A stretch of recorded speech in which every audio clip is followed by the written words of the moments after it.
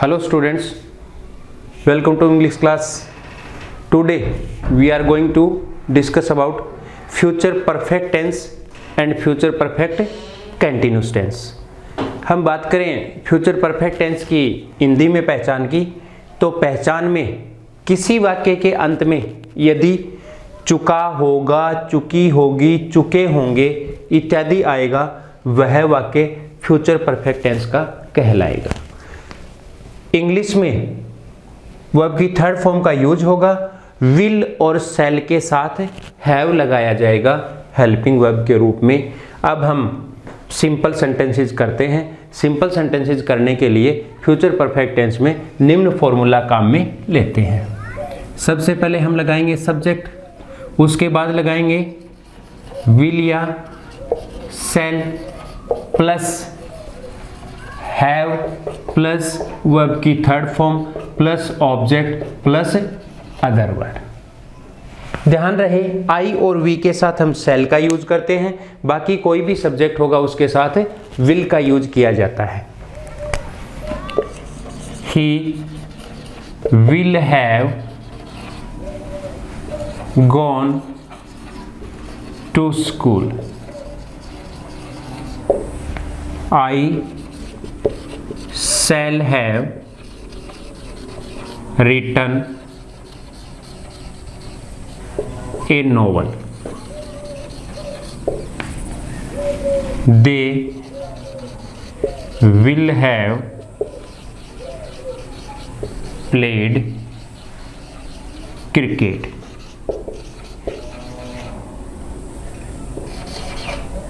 अब हम बात करें नेगेटिव सेंटेंसेस की. B negative sentences. Negative sentences बनाते समय हम निम्न फॉर्मूला काम में लेते हैं. सबसे पहले सब्जेक्ट आ जाएगा, उसके बाद विल या शैल में से एक लगा देंगे, फिर नोट लगा देंगे, फिर हैव और फिर वर्ब की थर्ड फॉर्म, फिर ऑब्जेक्ट और फिर अदर वर्ड आ जाएगा. He will have taught English in the class. Simple sentence हो गया. नेगेटिव बनाते समय हमें ध्यान रखना है नोट आ जाएगा विल या शैल के साथ, तो यहां पे he will not have taught. आगे वाले में अब ध्यान रख लेना. She will not have cooked food. We shall not have made a noise. अब हम बात करें इंट्रोगेटिव सेंटेंसेस की. इंट्रोगेटिव सेंटेंसेस बनाते समय निम्न फॉर्मूला काम में लेंगे. सबसे पहले हम लगाएंगे हेल्पिंग वर्ब विल या शैल. विल या शैल, फिर सब्जेक्ट, फिर हैव, फिर वर्ब की थर्ड फॉर्म, फिर ऑब्जेक्ट, फिर अदर वर्ड और फिर हो जाएगा question mark. Shall I have taught English.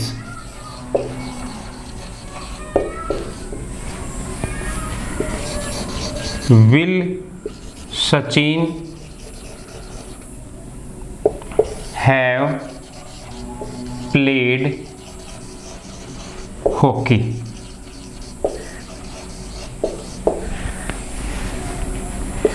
Will they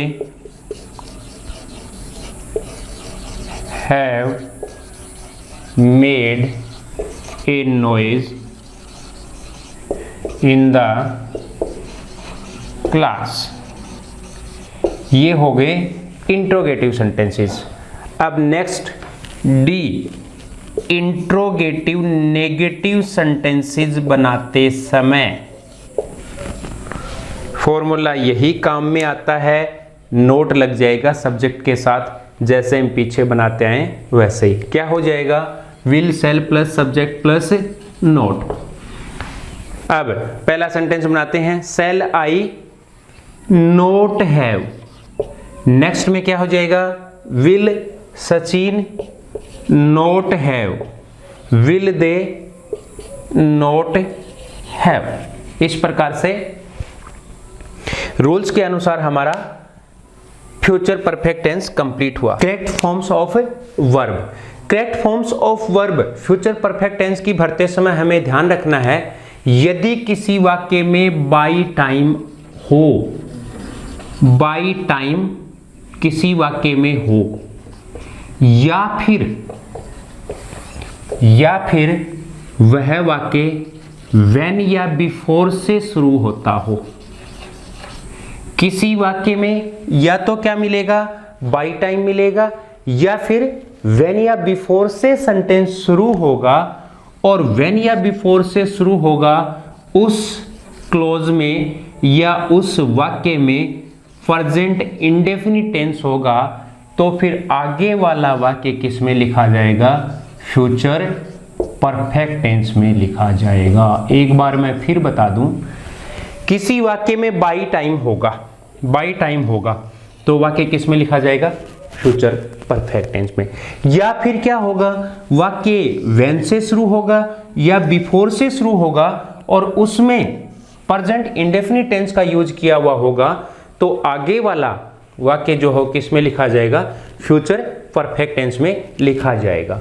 when you come here, sentence देखो, when you come here.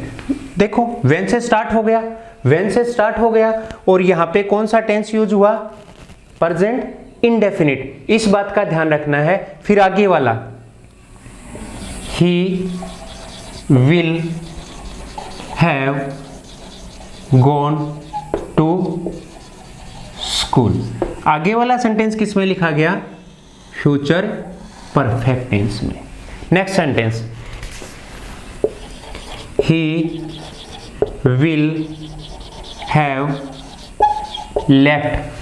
will have left studies by next year। देखो sentence, by time आ गया ना, बाई टाइम आ गया तो सेंटेंस में किसका यूज हो गया, क्लियर हुआ। नेक्स्ट देखो,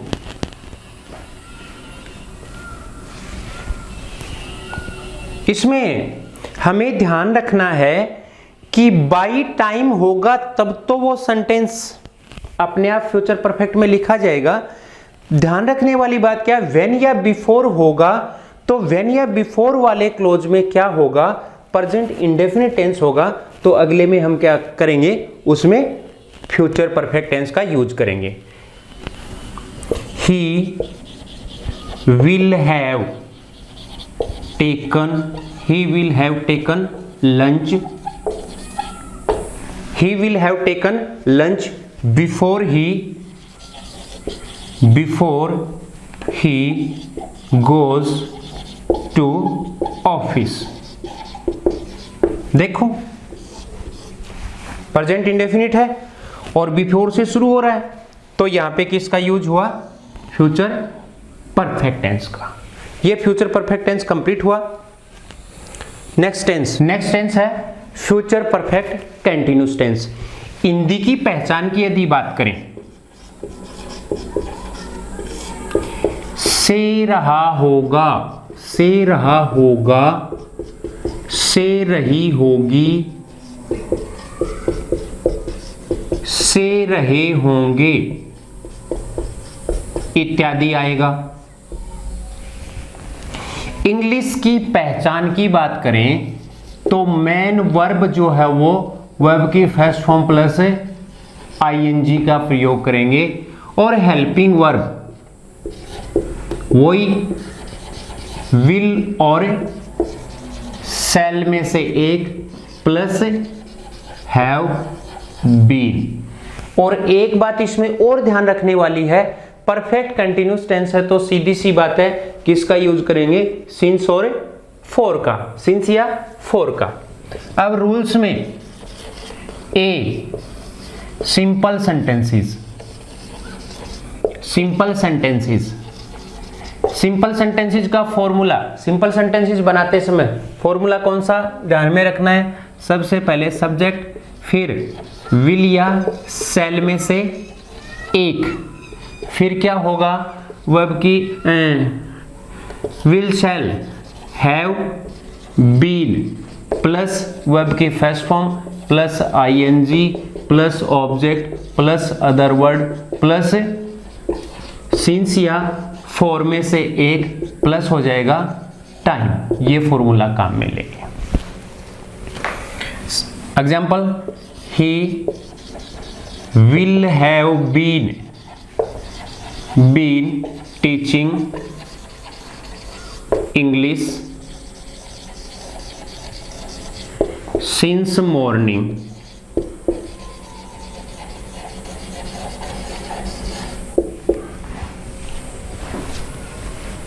I shall have been reading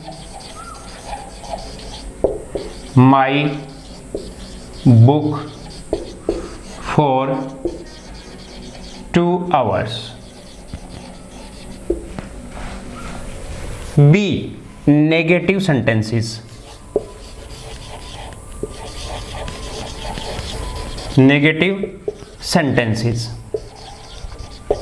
negative sentences बनाते समय फॉर्मूला सब्जेक्ट प्लस विल या shall plus not plus have been plus verb की first form plus ING plus object plus other word plus since या for plus time.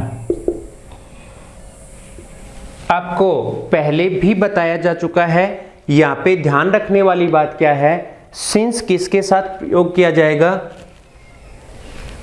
Since निश्चित समय के साथ use होता है और फॉर अनिश्चित समय के लिए। उदाहरण के तौर पर मैं अब बताऊं आपको, कोई काम शुरू होता है एक पॉइंट से, कोई काम शुरू होता है एक पॉइंट से, वो निश्चित समय हो गया, जैसे 1987, जैसे मॉर्निंग से, जैसे 2 o'clock से, एक पॉइंट से शुरू होता है, वो होगा निश्चित, उसके लिए सिंस लगाएंगे। और एक पीरियड 2 साल से, 10 महीने से, इतने दिनों से, उसके लिए हम किसका यूज करेंगे, फॉर का। एग्जाम्पल देखें, सी विल हैव, नेगेटिव है sorry, will not have, will not have been sleeping since morning.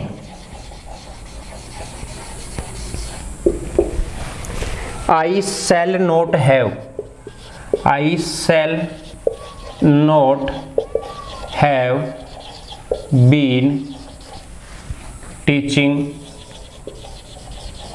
English for 2 years. C है interrogative sentences.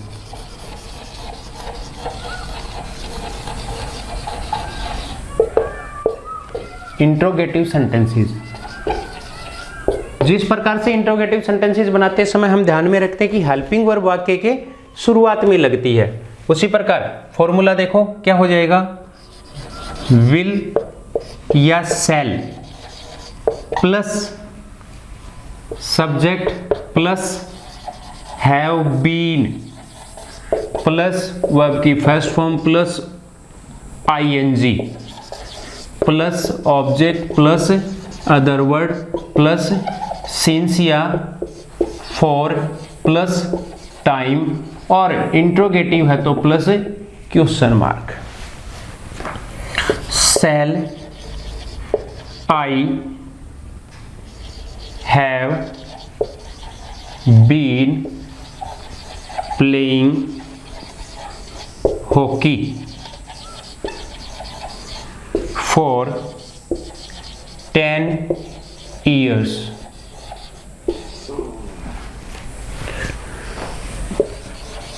Will they have been singing songs since evening?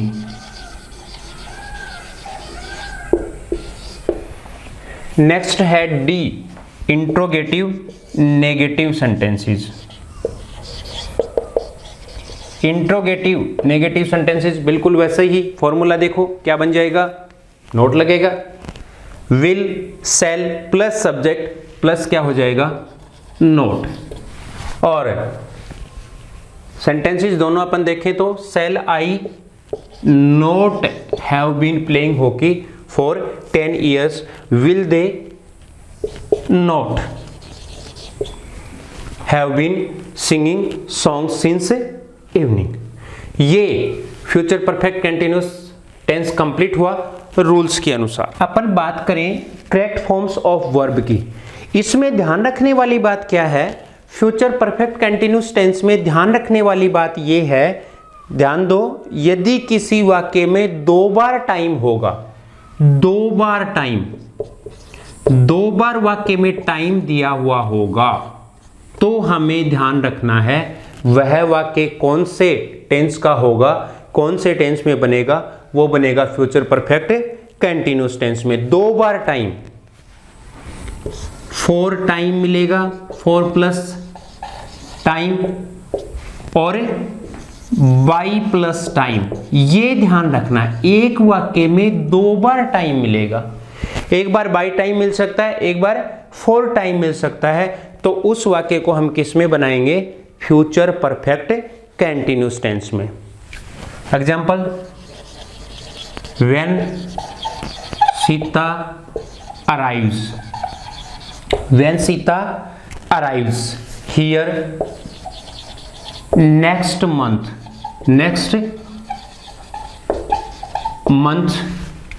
you will have been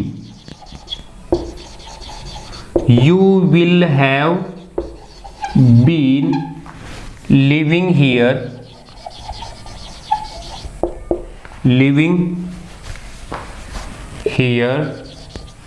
for 5 years।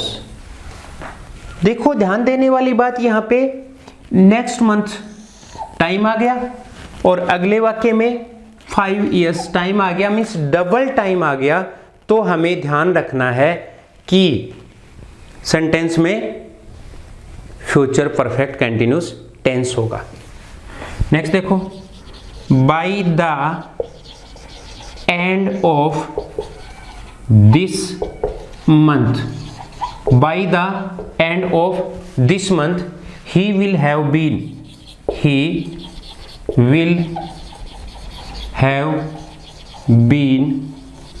playing hockey for 2 years। ये future perfect continuous complete हुआ। ध्यान रखने वाली बात इसमें क्या थी, करेक्ट फॉर्म ऑफ वर्ब्स की यदि बात करें अपन, तो दो बार किसी वाक्य में टाइम मिलेगा, दो बार किसी वाक्य में टाइम होगा, तो उस वाक्य में हम किसका यूज करेंगे, फ्यूचर परफेक्ट कंटिन्यूस टेंस का। कंप्लीट।